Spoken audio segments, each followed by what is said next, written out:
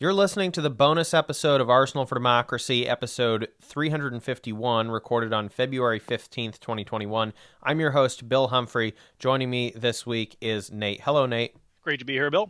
So this month, with much of the continental United States plunged into sub-zero temperatures and ice skating returning to rivers and ponds like it's a 19th century novel, we thought it would be appropriate to talk on a bonus Patreon episode about an unusual industry from early American history before artificial cooling technology, and that is the ice trade. So we're going to be talking today about harvesting, storing, shipping, delivery, cold drinks, and preserved foods, all from the era before artificial refrigerants, and even artificial production of actual ice. So this was a huge economic force in early 19th century New England and upstate New York that is now almost completely gone. I mean, it's completely gone from the natural ice side of things for sure. But just like with water rights, ice cutting rights became a really thorny area of the law. It's kind of amazing to consider today that you had this industry where you were freezing ice, preserving it, moving it, and selling it, and it was almost like printing money if you were one of the companies that managed to get in on this early on. The water was basically considered to be free under the law, at least initially. The transport and preservation of ice, obviously quite expensive, but the profits were basically astronomical. So if you were one of those early companies that could get in on the ground floor in New England or upstate New York on that early 19th century ice cutting and ice shipping, then you could just make enormous amounts of money with that, with basically the most free resource there was. Now, of course, at the time, there were tons of commodities like lumber that were also being treated as similarly infinite and thus cheap. You can read, various other sources or books about how, people treated the timber in Maine and the Great Lakes regions and stuff like that. And it was very cavalier, and they destroyed huge amounts of forests by kind of taking that approach. But water, of course, much more sort of renewable even than that. This was, of course, on the other hand, however, one of the most sensitive natural resources in early modern North America to minor climatic shifts. If the ice in an area where there was supposed to be ice harvesting wasn't freezing to at least 18 inches thick, this was a no-go. Now, at the time, there emerged some smaller competitors in Europe as well, in like Scandinavia and the Alps, places like Norway, Austria, so forth. But for a long time, the global center of the natural ice trade was right here in New England, and especially in Massachusetts. And so I wanted to go to you, Nate, to talk a little bit about some of the specific local features of this industry. For example, Fresh Pond in Cambridge, Massachusetts, near you. Yeah, so Fresh Pond, I guess, was the site of one of the largest ice manufacturing or ice shipping companies, really, in all of the world, I guess, but especially here in New England. Even the Kennedys in their Brookline house, there's a historic preservation site, but where JFK was born. But they, had one of these Fresh Pond Ice Company signs that were quite popular at the time. And I was reading some contemporary news reports basically saying that like these wagons, I would guess, were white and maybe blue, but like the ice wagons were like a constant thing that people would see, and it was a constant presence in that sort of local economy of the time, because as we've talked about, or I guess as we will talk about, that this was a pretty novel thing, that people were using ice and were having these big large ice boxes that could chill things. And I guess that sort of, we'll talk about how it made possible different aspects of the diet that people would have. Yeah.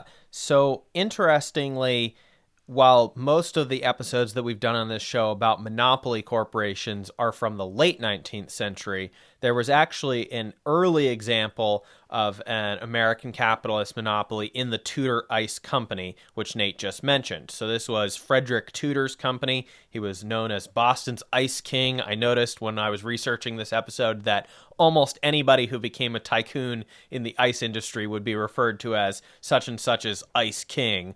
But he formed early on a monopoly corporation. This was in the early part of the 19th century, and it was based in the Boston area. And he was, got into not just the local ice trade, but tried to, and made the initial expansions overseas to places like Cuba.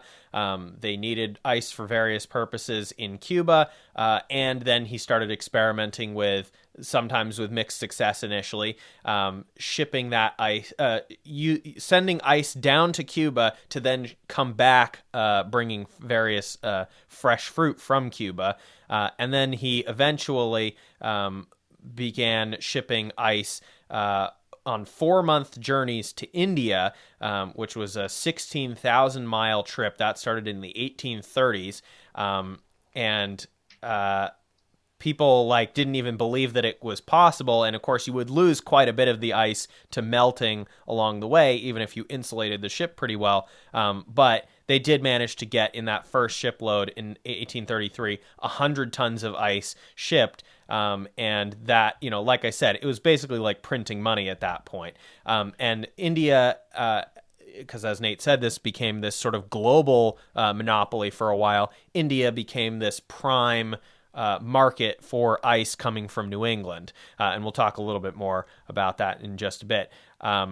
There was subsequently a diversification period with competitor companies, but then later on, the giant corporate cartels predictably emerged again, carving up the U.S. into dedicated regions for control, which then exasperated non-American companies and infuriated American consumers who were just trying to fill their little ice boxes at home, and they were faced with extortionate prices.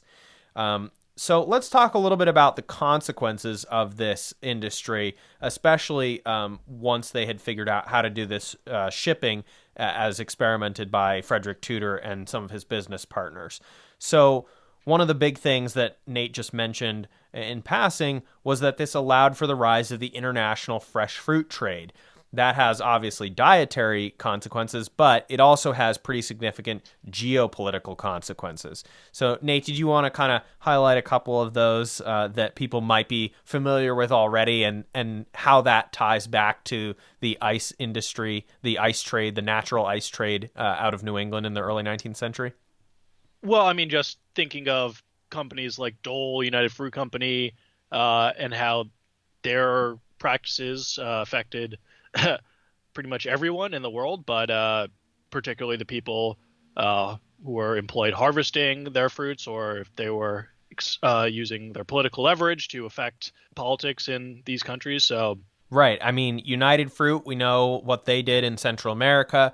Dole, we know what they did in Hawaii, bringing that into the United States. All of that is made possible by the ice trade, right? You wouldn't have these powerful fresh fruit companies making enormous profits if it were not for the ice trade making this possible, and being able to ship these, sort of luxury food goods to whole new areas of the world that previously wouldn't have been able to do that. Initially, the ice trade was oriented overseas from New England and New York because domestic transportation within the U.S. was quite bad until railroads came along. And then, even then, as we'll talk about in a minute, the trains were too slow and inefficient for ice freight until many years later. New England's ice trade created a major market for chilled drinks, so to speak, which is either drinks that are stored in ice, like in a cooler or something, or that are served with ice in them. And they created that market in both the United States and India among British colonizers, not as much among locals who were kind of like, why would you be putting frozen water in your drinks? That's weird. And this also kind of horrified the continental Europeans and the home island Britons who didn't go live in India for a while and get into that. It still horrifies them. They never use ice. Even Yeah. to this day. It is like the thing people will talk about in terms of the cultural differences between America and Europe, where it's just like iced coffee, iced drinks in general are pretty much standard over here, whereas it's very much non-standard in Europe.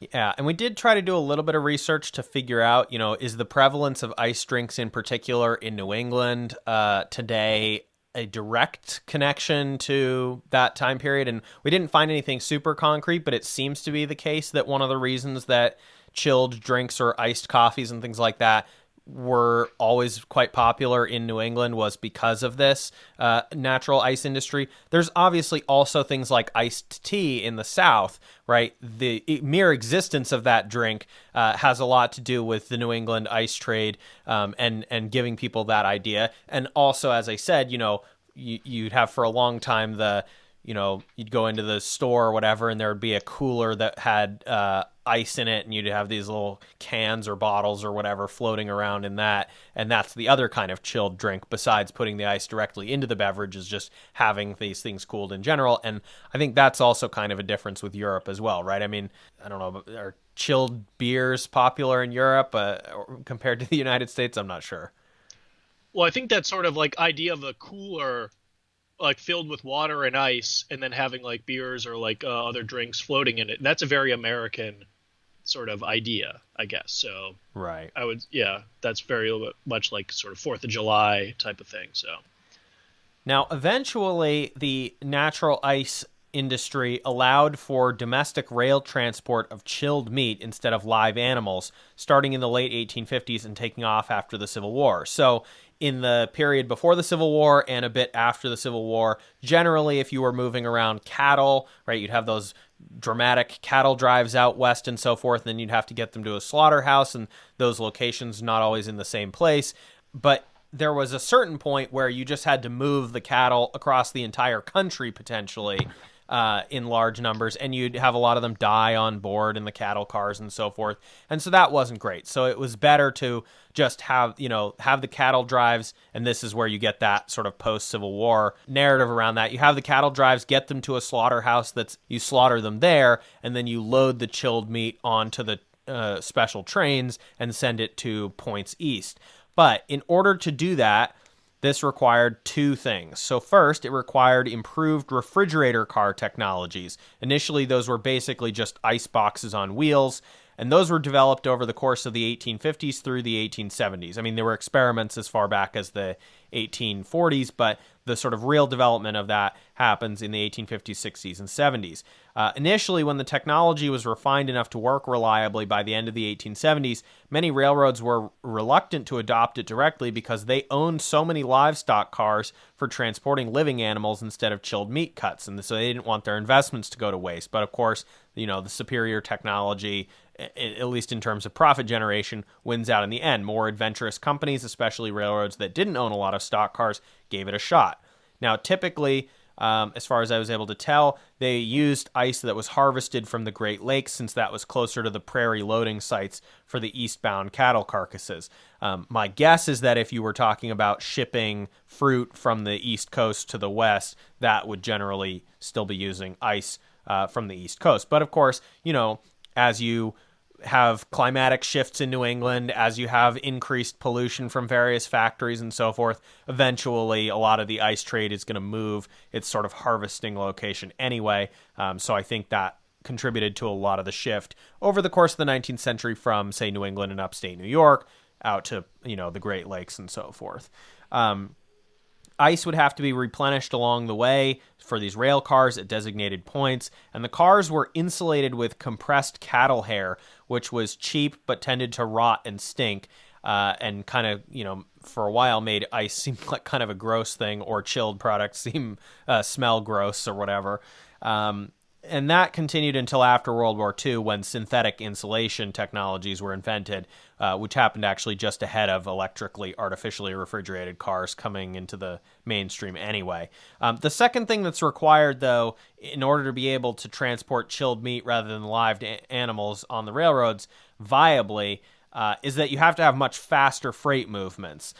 So this, along with other factors, pressured railroads in the post-Civil War period to standardize gauges or to use gauge-adjusting tech on their freight cars to reduce the number of stops to reload cargo. That, in the early American rail history, which we haven't talked a ton about on this show yet, but was probably something we'll get into, you would have all kinds of non-standardization of gauges.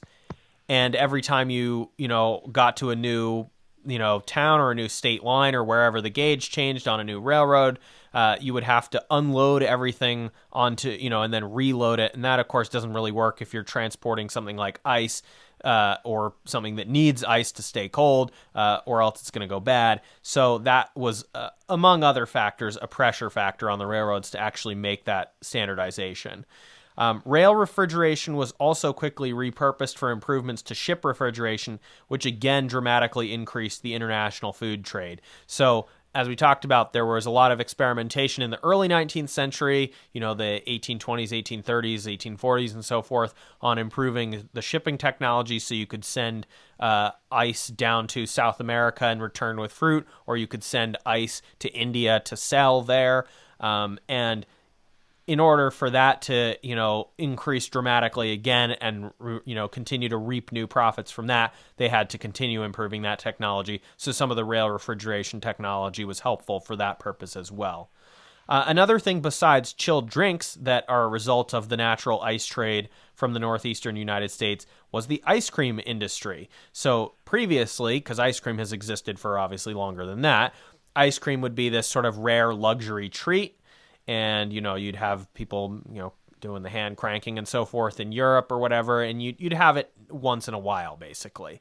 But in terms of mass production, factory-produced ice cream, things like that, the ice cream industry as opposed to artisanal craft ice cream, that is directly related to the ice trade because, again, you need to be able to ship the stuff around with ice. Now, the natural ice trade peaked in the 1880s and 1890s as industrial production of cheap artificial ice began to come online, and then industrial production of artificial refrigerants began to emerge for transport use, and then in 1913 for home use.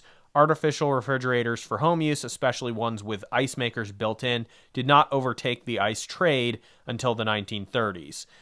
There was a huge battle at one point between the natural ice and artificial ice vendors. They would often very dramatically lie to the public about both safety and basic physics. So they would say, our ice is safer and cleaner than their ice. Often that was just completely not true. Or they would say, our ice stays colder for longer than their ice because the physical properties are different in the natural ice versus the artificially produced ice. The natural ice producers, unsurprisingly, lost that battle during and after World War I, but then the artificial ice industry faced a battle against artificial refrigerants. Artificial refrigerants, by the way, come from Australia and were invented by a politician there or newspaper guy. It's one of those jack-of-all-trade inventor types who basically didn't like all of the dominance of the American ice traders from New England and so forth. And so he figured out, sort of stumbled upon a way of keeping things cold artificially with various chemical processes and so forth, and experimented around with that until eventually there was this artificial refrigerant technology that could compete against the ice trade coming from the United States. Artificial ice, I think it's worth emphasizing. I mean, I'm sure people can think this through logically as well, but the artificial ice production industry does still exist today because, if you're a business or a consumer who needs to buy in bulk, you still need to buy lots of ice cubes and so forth. It doesn't matter if you have artificial refrigeration, you need to, fill your coolers for your drinks with ice, or, have your cookout have ice cubes, things like that, or you're just a company like Dunkin' Donuts or whatever that needs to have enormous amounts of ice to put in iced drinks. And so there is still an industry for actual production of artificial ice, even though, artificial refrigeration overtook ice boxes and so forth. And then, we lost various occupations that Nate was alluding to earlier, like the Iceman coming around in his little wagon to deliver ice. No more Ice Kings, unfortunately. You mentioned earlier about all the different, if anyone was like a local businessman who was big in the ice trade, they would be called the Ice King. And I was just looking at some stuff up in Maine because the Kennebec River ice production was massive, and there was a local Ice King there, Charles Wyman Morse, who created the American Ice Company. That was quite big in the heyday of the 1870, 1890, probably. What a classic New England name, too. Yeah, it seemed like that sort of era was the sort of the peak in New England, especially because sort of post Civil War, ice was transitioning from being a luxury item for using cooling drinks, and then people started using more, I would say, dairy and fresh produce. So the ice was needed to keep those cool. And Maine was at the forefront of the industry with about 25,000 men working on the Kennebec ice fields each winter, often using like horse-drawn ice cutters. Sometimes the people that were developed those or got them to work well, they did quite well in the ice business. Especially one of the people at the Fresh Pond Ice Company, Nathaniel Jarvis Wyeth, who was the son of the Fresh Pond Hotel, or the proprietor of the Fresh Pond Hotel in Cambridge, and then worked for Frederick Tudor to stock up the ice houses in the area. And I guess he had a very precision horse-drawn ice cutter that cut costs from 30 cents per ton to 10 cents per ton. And so the increased efficiency basically made it so it was much more profitable. And new insulating materials were used to decrease melting losses from 66% to less than 8%. That's crazy to think about, actually. Right. I Most mean, of the that's ice was being melted before. exactly. You were just losing huge amounts of your cargo. But that, again, emphasizes how insanely profitable this was, especially in the early part of the industry in the Frederick Tudor era. Because if you got even some amount of your ice to its destination in, a tropical climate or whatever, you were just printing money at that point. Bill, in the decades that I was just talking about, 1870 to 1890, Maine's ice returned a wealth greater than California's annual gold production. So I forget exactly the years the gold rush was peaked. I mean, maybe 49 or whatever was the big one or whatever. But to think that the ice trade was as big as the quote unquote gold rush or gold trade is crazy to think about now. I looked up to see about California gold mining for comparison. It peaked in 1853. And then there were some technology changes there as well. Apparently, in sort of modern prices, or at least 2010 prices, the first phase of the gold rush before 1853 generated $16 billion in 2010 dollars of gold being mined or recovered, and then 15 billion in the next phase between 1853 and the mid 1880s. So still a pretty significant industry. So we are talking about a multi-billion-dollar industry in ice trade in Maine at the time. I guess there still are ice companies that are up in Maine and stuff. It's not completely gone, but yeah, just a very different thing to think about. And there was competition between the Hudson River and the Kennebec River. Sometimes because of hot summers in southern cities or poor ice harvests on the Hudson, Maine was doing much better. But like you said, because entry costs are low, if there's a profitable season, then newcomers will come and then that sort of drag down profits. But if you're able to get with not too much cost, like you said, it's basically just printing money. But then eventually, I think it started to decline after the turn of the century because urban wholesalers were producing ice mechanically, and then river pollution and then fear of the typhoid fever inclined customers towards artificial ice. And then by the time you got home refrigerators in the 20s and 30s, that sort of ended the boom there. But I guess harvesting still continues for local purposes. I think there are some places in Maine where you can go get some ice that would have been hacked out of a local pond or something. And to be honest, I don't think that'd be too bad to have just some natural ice. It's kind of fun. Similar to thinking about like when it would snow and you would get like a snowball and then put like maple syrup on it. Similar thinking, ingenuity. I'm watching this little video actually of people cutting ice in South Portland in 1943, and by this time they've sort of mechanized. They have a sort of a spinning blade, but it is sort of interesting to sort of watch the production that was still going on once we'd moved into the more or less modern era where you had film and stuff like that. But there's a lot of interesting, cool pictures and various artifacts that existed, like ice tongs and things like that, or the different saws people would use, or even things like the ice houses. Where ice would be stored. And I guess I was looking at some pictures, like even in Europe, they would have these little like basements or almost like domes where there would sort of be like a cellar that you could put the ice in, and then it would sort of stay chilled in that little dungeon, sort of. But I mean, it is sort of interesting to think about all the different ways that we would have to adjust or if we would somehow lose electricity, we'd have to go back to just cutting ice out of the river, I guess. Well, actually, the last point that I want to make before we wrap up for today is just to emphasize, although it happens to be very cold this month in the United States and this week in particular for many parts of the country that typically don't get that cold or experience snow, it's hard to imagine a place like New England getting back to a point where this kind of ice production was even possible out in the natural world without electricity and so forth because of global warming, right? I mean, the climate shift, as I said, it was really sensitive even at the time. So if you had a particularly, unseasonably warm winter, that could really disrupt ice production in the northeastern United States for that season. There obviously were always natural ups and downs in the temperature and so forth, but we've been on a pretty steady increase overall on Right. average since that period, since that industrial revolution period. And the temperatures here are so warm consistently that, not only do you not really have a whole lot of natural ice skating out on ponds and lakes and rivers this year accepted, it is difficult to envision it even being cold enough to produce this kind of ice, right? As I said, 18 inches generally required to have a viable ice harvesting process in your ice pond or whatever or river, as the case may have been at the time. And it's really hard to think about that today, given how much the climate here has warmed in our region and how much it will continue to warm.